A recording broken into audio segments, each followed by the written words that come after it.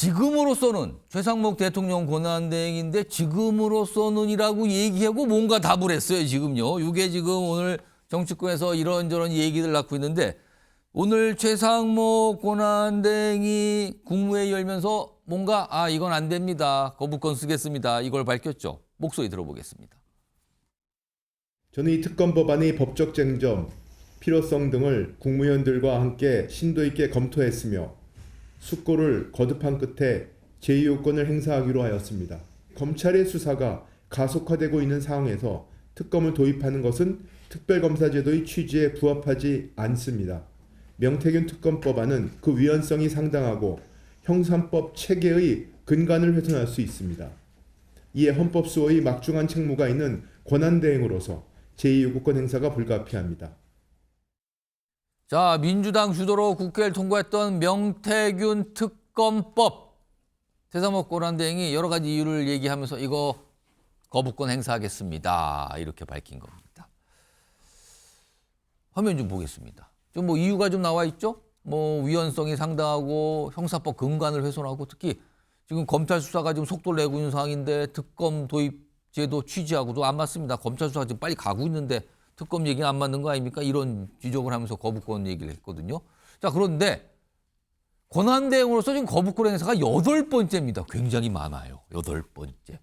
한도수 총리가 권한대행 할 동안은 뭐 거부권 행사했지만 저런 정도 숫자 안 나왔거든요. 8번이나 했거든요. 최영철 의원, 8번이나 거부권 행사한 대통령 권한대행. 이거 어떻게 좀 봐야 됩니까? 저희가 그 행정부가 거부권을 행사하는 것에 대해서 그 굉장히 국민들이 의아해하는데 미국 같은 경우는 거부권이 뭐 수천 번이나 있었습니다. 이게 요즘만 뭐 정치학 용어로 하면 정당 국가라 해서 행정부와 입법부가 일체가 되는 그러한 정권이 오랫동안 유지가 돼 있었습니다. 여당이 여대 야소였죠. 그러니까 행정부나 국회가 일체감이 있으면 거부권 할 일이 없죠. 그런데 최근에는 여소 야대가 됐지 않습니까? 예. 그러니까 거부권을 행사할 일이 많아질 수밖에 없는 겁니다. 중도할 수밖에 그렇습니다. 없는 이게 정치적 상황이다. 구도가 이렇게 되니까 이렇게 되는 건 미국 같은 경우 굉장히 많죠. 이렇게 되면 우리나라 그 정치도 그러한 경향으로 가기 때문에 거부권이 많아지는 거지. 결국 거부권이 많아지는 게 나쁘다고는 볼 수가 없습니다. 특히 최상목 권한대행이 저렇게 하는 건 최상목 권한대행이 기재부 출신이어서 숫자를 보지 않습니까? 예. 숫자를 볼 때 숫자가 맞지 않으면 이것은 거부권을 행사해야 되는 거죠. 이게 행정 관료들은. 그리고 법리적으로 맞지 않으면 이것을 받아들일 수가 없는 것이고. 그러니까 이 정상적인 것이지 특별히 의도를 가진 사람은 아니다. 제가 뭐 오늘 이 아이템이 있길래 기재부 공무원들 몇 분한테 물어봤어요. 예. 최상목 대행이 정치적 야망이 있을까? 뭐라 그럽니까? 이구 동성으로 없다.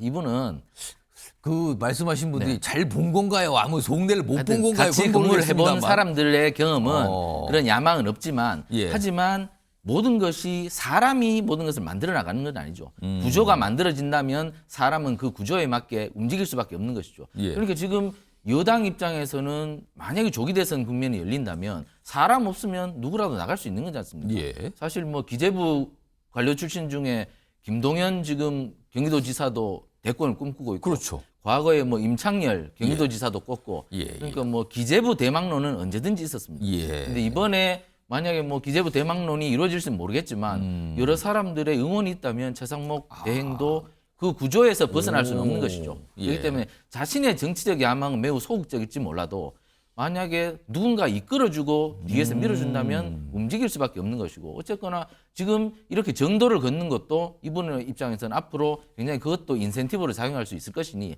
소신 행보를 할 수 있는데 일단은 기재부 공무원들은 아니다. 그런 야망은 없다고 얘기를 합니다. 옆에서 예. 가까이 본 사람들은 그런 거 안 보이는데요. 이런 답을 했다는 거예요. 오늘 최상목 권한대행의 거부권 행사에 대해서 뭐 여당, 야당 반응이 나왔습니다.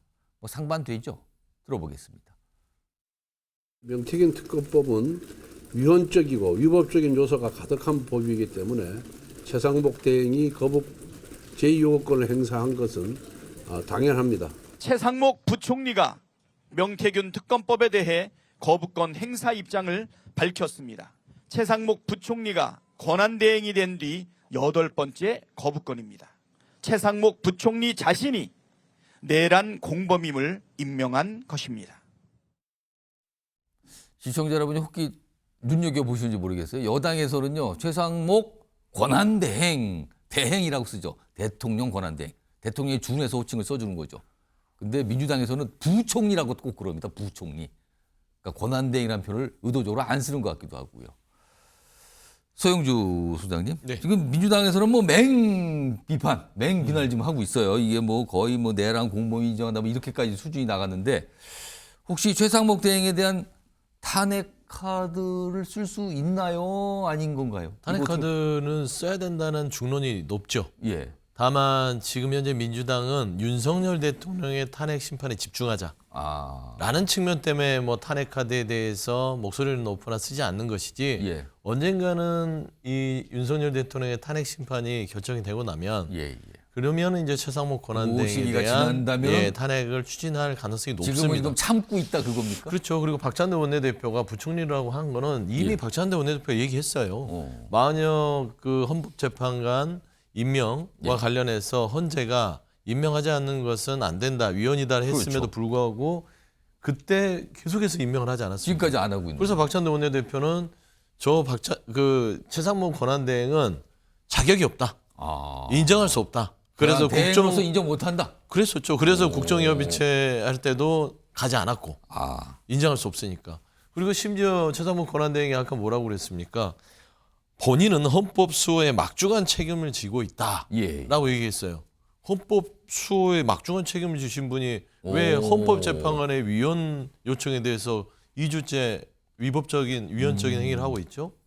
앞뒤가 안 맞잖아요. 아. 그래서 저는 그렇기 때문에 최상목 권한대행은요 책임감도 없고 앞뒤가 다르고 표리부동하고 좀 그런 비난을 받을 수밖에 없습니다. 아. 본인이 명태균 특검법에 대해서 거부권, 권선동 원내대표하고 똑같은 얘기를 하는데 수사 대상 예, 예, 범위 불명확, 그다음에 위헌적, 위법적 이런 부분 얘기하는데 국민의힘 특검 안 해보셨어요? 예전에 뭐 드루킹 특검이나 예, 그 예. 특검법의 내용 그대로를 안 쳐서 명태균 특검법으로 주어와 대상만 바꾼 겁니다. 그러면 본인들도 위헌하고 위법적인 특검을 했나요? 말이 안 맞잖아요. 그래서 저는 그런 정치적인 행위를 지금 최상목 권한대행이 하고 있기 때문에 예. 저는 탄핵을 못해서가 아니라 아직 때가 아니다. 윤석열 대통령의 탄핵 심판에 집중한다라는 것이고 그리고 최상목 권한대행의 그 대권에 대한 욕심 예. 이거는 당시에 예. 국민의힘 내부에서 재경 출신들로 한번 대권을 출마하는 게 그래? 어떻겠냐. 그 얘기는 뒤에 준비돼 있는데 그때 좀 제가 그렇죠. 질문 그런 드릴게요. 얘기들이 있었는데 그때 좀 다뤄보겠습니다. 외신하고 인터뷰를 하면서 예, 예. 본심이 살짝 드러났잖아요. 그 얘기 좀 뒤에 준비되는데 그 깊숙하게 좀 해볼게요. 우선 최상목 권한대행이 오늘 저 거부권 관련된 얘기를 꺼내놓은과 동시에 굉장히 뭐랄까요 지시를 하고 단호하게 입장을 내고 이런 모습이 있었거든요. 확인해 보겠습니다. 검찰에도 강력히 촉구합니다. 이번 수사에 검찰의 명운을 걸고 어떠한 성역도 없이 관련 의혹들을 신속하고 공정하게 수사하여 실체적 진실을 명확히 밝혀주시기 바랍니다. 불법 폭력 행위는 법과 원칙에 따라 단호히 대응하고 시설 파괴, 방화, 경찰관 폭행 등 공권력에 도전하는 행위에 대해서는 무관용 원칙으로 엄중하게 책임을 묻겠습니다. 이렇게 얘기했어요 지금. 이렇게 얘기하고 이게 보니까 검찰에 보고 수사 공정하게 빨리 하세요. 그거고 지금 불법 폭력 혹시 있을지 모르는데 이거 가만 안 둡니다. 어떻게 보면 경고성 발언까지 나왔는데 이런 모습이 오늘 있었습니다. 그런데요. 외신과 인터뷰한 내용 중에 이런 대목이 지금 또 알려졌어요. 화면으로 정리해 보겠습니다. 일단 권한대행인데 미국의 유력 언론이죠. 월스트리트저널 여기하고 인터뷰를 해요. 여러 가지 사항에 대해서. 근데 그 인터뷰에 나왔던 질문이 뭐냐면 혹시 뭐 권한대행이신데 대선 출마 계획 있으신가요? 이런 질문을 했다 그래요. 그러자 여기 보면 그 질문에 웃음을 터뜨리고 고개를 젖히면서 얘기를 했는데 지금으로선 내 임무를 다하는 데 집중해야 한다. 이렇게 얘기했대요.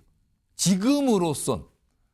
지금 저 작게 돼 있는데 영어로는 뭐 for the time being 이렇게 번역이 됐죠? 근데 우리말로는 아마 지금으로선 for the time being을 또 다른 말로 지급하면 당분간이 돼요. 당분간. 지금으로선 당분간 내 임무를 다한다. 이건 약간 뭐 단서 같잖아요. 그럼 앞에 딱 조건을 지금으로서는 아니지만 나중에 뭐 이렇게 좀 해석도 되는데 자, 이 내용까지 포함을 해서 최영철 위원 최상목 대행이 아까 강력하게 뭔가 두 가지 얘기하는 거 그리고 외신과 인터뷰까지 하는 거 보면 자기 몫을 내는 거 아니냐 뭔가 생각하는 거 아니냐 아까는 이 기재부 공무원들이 그런 마음 없는 것 같다라고 얘기했지만 혹시 자기 몫을 막 내고 있는 것 같거든요. 이거 어떻게 봐야 됩니까? 일단은 기재부 공무원들 얘기 들어보니까 권한대행 조직은 이제 해체를 하고 있답니다. 권한대행 조직은 해체를 하면서 부총리 체제로 다시 넘어가는 그런 예. 준비를 하고 계신다고 그러고 그러니까 부총리는 당번을 하실 거 아닙니까? 그렇죠. 그런데 이게 권한대행이라는 게 참 어떻게 보면은 그 공무원으로서는 대단한 자리죠. 3개월 동안 대통령을 했지 않습니까? 이분이. 예. 3개월 동안 대통령을 하면 최상목이 누군지도 모르다가 국민들이 최상목이라는 세 글자를 각인을 받은 거예요. 뉴스와이드에서 지금 다루고 있어요. 그렇습니다. 이 과거에 예. 권한대행 모두가 정치적 야망을 꿨습니다. 고건 노무현 대통령 시절에 고건 당시 총리께서 권한대행을 예. 하셨죠. 결국에는 대선 출마를 준비를 했습니다. 예. 그런데 노무현 대통령이 고건 총리의 인사는 실패한 인사였다. 이러면서 버리면서 대통령께서 버려짐을 인해서 대선 출마를 접습니다. 예. 그렇기 때문에 타의에 의해서 대통령 대선 출마를 주었지만 또 이후에 황교안 총리, 예. 황교안 총리도 이후에 당대표 하면서 대선 야망을 꿨죠. 그만큼 이 권한대행이라는 자리가 국민들에게 이름 석자를 굉장히 강하게 짧은 시간에 각인시켜줄 수 있는 기회이기 때문에 예. 최상목 대행 입장에서는 지금 저만큼 3개월 동안에 PR하기가 뭐 어려운데 그러게요. 사실 그저 3개월 동안 공짜로 엄청나게 PR이 된 거죠. 그렇기 때문에 어느 순간 누군가가 만약에 그 지금 여당이나 그다음에 뭐 만약에 대통령께서 뭐 어떻게 되실지 모르겠지만 유지심이 작용을 한다면 어찌 될 줄은 모르는 거 아닙니까 사실. 예. 고건 총리는 유력했지만 노무현 대통령께서 그거는 안 된다고 그렇게 말씀하시면서 그거 안 됐을 뿐이지 만약에 지금 여권이 강하게 민다면 어떻게 될지 모르니까 최상목 대행도 앞으로 정치적 미래는 열려 있는 것이다. 그렇기 때문에 지금 소신 행보를 하는 것이고 언제든지 준비된 분이 아닙니까? 저분이 뭐 코넬대에서 아마 그 경제학 박사까지 받았을 겁니다. 예. 아마 관료로서도 굉장히 잘하셨고 스캔들 하나 없었고 그러니까 여러 가지 점수로 봐서는 뭐 아주 대통령이 돼도 전혀 문제가 없을 뿐이기 때문에 언제든지 탄력만 받으면 개연성은 열려 있다. 하지만 제가 아까 말씀드렸다시피 정치적 야망이 저분이 얼마나 있는지 그거는 굉장히 좀 물음표가 있다. 그 부분에 대해서는 좀 핸디캡이 있다. 이렇게 볼 수 있겠습니다. 그것도 지금으로선 아닌지 모르겠어요. 지금으로선 야망이 없는 것 같다. 이 최상목 대행이 이 외신 인터뷰에서 아까 뭐 지금으로선 이런 표현 썼다 그러지만 또 뭐 있냐면 트럼프 미국 대통령 만나기 원한다. 지금 우리나라가 현안도 많고 얘기해야 될 게 많은데 만나기 원한다. 이런 희망도 밝혔다 그래요. 그런데 지금 민주당에서는 대행이라고 안 부르죠. 부총리라고 약간 표현을 격화시켜서 부르고 있는 상황이죠. 지금 이 상황과 관련해서요. 박찬대 원내대표가 뭔가 논평을 좀 하나 내놨습니다. 들어보시죠. 극우 세력의 지지를 얻어 대권 주자로 나서는 헛된 꿈을 꾸고 계신 것 아닙니까? 하루빨리 헛된 꿈과 허몽에서 깨어나시길 권합니다. 정규 소장님, 지금으로선 이거 어떻게 봐야 됩니까? 이게 이제 인터뷰를 하다 보면 본인도 모르게 이제 본심이 드러나죠. 좀 본심을 지금 드러낸 걸로 그리고 보는 거예요? 지금 대한민국 상황에서 아무리 인터뷰를 하지만 웃음이 터져요.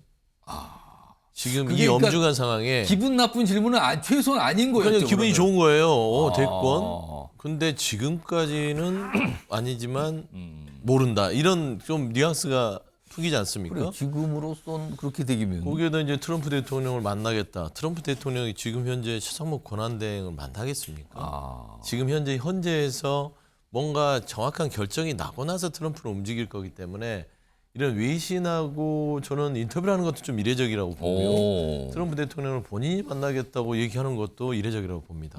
그래서 이제는 좀 며칠 해보고 거부권 한 8번 해보니까 대통령이 된 것 같은 생각이 드는 것 같아요. 이야. 나 좀 하는 것 같은데 윤석열 대통령이 25번의 거부권입니다.